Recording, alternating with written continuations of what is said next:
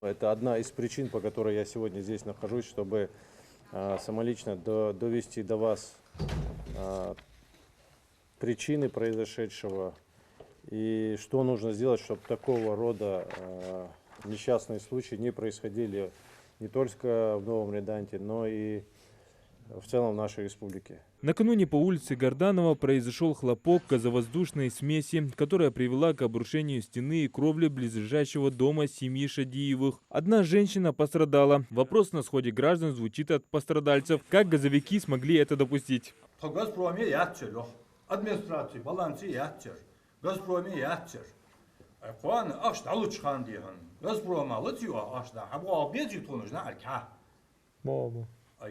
إيلوي واشتو حمن والله قلمت سونت والله هذا خنا حمي أزيم دال عوض كزيادة أزيم تعقد وش ده روست كريتا ديان تعقد داوات جميع يستر فتلت تعقد داوات جميع يستر تو حاجة لا تجو تر تعمق حدا يحكي تناعد ده عادي هذا من شو عش حاجة تقابل سنتراني تر بيت تديت أتداوجو أوليني.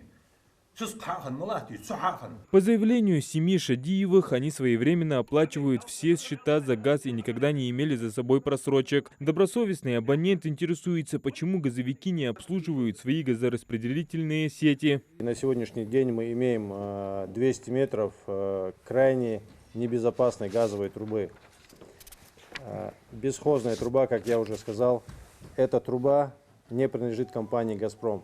Соответственно, действие с этой трубой наша компания может сделать следующее. В случае утечки устранить утечку и ограничить подачу газа. Что нами было и сделано. Замена трубы не предполагается нашей компанией, потому что это не наш трубопровод. Труба в 200 метров была проложена Ингушгазом по просьбе жителей почти полвека назад. А после распада Советского Союза, когда главным поставщиком газа стала компания «Газпром», эти трубы автоматически стали бесхозными. Если бы жильцы обратились к местной администрации, то они смогли бы подготовить весь пакет документов для передачи сети на баланс «Газпрома». Просто так взять, подойти я не могу эту трубу. Через администрация возьмет на баланс себе, после этого процедура. Если «Газпром» не против, мы можем взять эту трубу себе на баланс. В такой ситуации, которая за 30-40 лет произошла, как произошла вчера здесь, эта труба наша, газ поступает наш, эта труба не наша, но там тоже наш газ. Такого в республике, к сожалению, очень много. Хулашамаш, да, никуда не денешься. За 30 лет никто ничего не делал в том русле, которым как бы мы ожидали. Сейчас мы пытаемся навести этот порядок, исправить эту ситуацию, которая сложилась в республике, в данном случае в сельском поселении Новый Редан. Далее, Андрей, иншаллах, мы наладим эту работу. Тем более у нас есть эта программа, которую мы пытаемся за счет этой программы заменить все газовые трубы, которые не принадлежат «Газпрому», сделать их своими. По факту ЧП сейчас проводят следственные действия. После произошедшего хлопка этот 200-метровый отрезок изолировали, отключили от газа. Жители интересует теперь вопрос, когда его снова включат. Сейчас морозно, в домах без отопления холодно. Я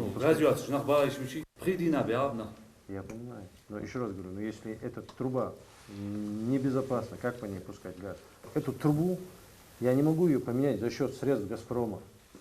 Она не заложена, но так как она не наша труба, бесхозная, я не могу ее поменять за счет средств «Газпрома». Мы нашли сейчас решение, там у нас проходит реконструкция, мы постараемся подтянуть под эту реконструкцию и сделать эту трубу. Мы поменяем ее, иншаллах. Если я сказал, мы постараемся ускорить этот процесс. Несмотря на то, что трубы не принадлежат «Газпрому» Ингушетии, Льянов сообщил, что их компанией разработан план по замене трубы на этом участке. Он также отметил, что проблема бесхозных труб поднималась им неоднократно. В рамках программы дегазификации я могу эти трубы менять. Но я знаю, я с Умаром общался, и до этого мои коллеги приезжали полностью, весь юрт объехали, мобильный офис, для того, чтобы у кого плохие трубы, у кого бесхозные трубы, в частности, плохие бесхозные. У нас все аварии, которые происходят в нашей республике, 90% они происходят на бесхозном газопроводе.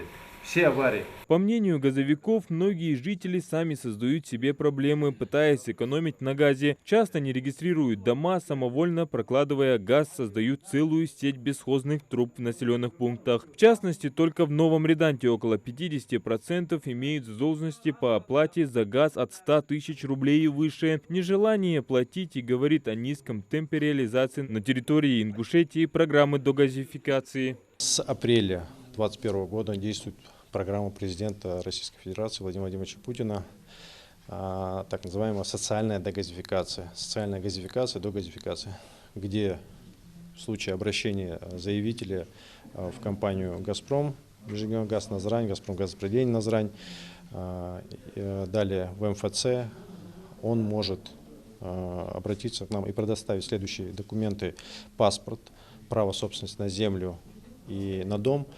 И таким образом мы ему подведем до границы его земельного участка, мы ему подведем газовую трубу. Также для 9 категорий, я их перечислю, некоторые из них малоимущие, многодетные, ветераны боевых действий, участники боевых действий, ветераны Великой Отечественной войны, члены их семей.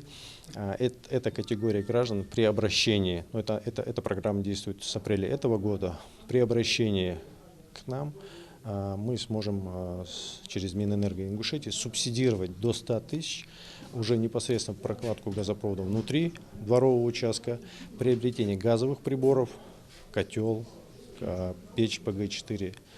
Вот такую работу бесплатно, до 100 тысяч, субсидию такую оказывает государство. В администрации села говорят, что помогут жителям со сбором документов для подачи на программу догазификации. А для удобства «Газпромом» Ингушетии были созданы мобильные офисы для заключения договора прямо по месту проживания. Здесь же на сходе обсудили и другие вопросы, интересующие жителей, на которых руководитель Альберт Льянов дал развернутые ответы. Адам Гулоев, Сулейман Костоев, Новости 24.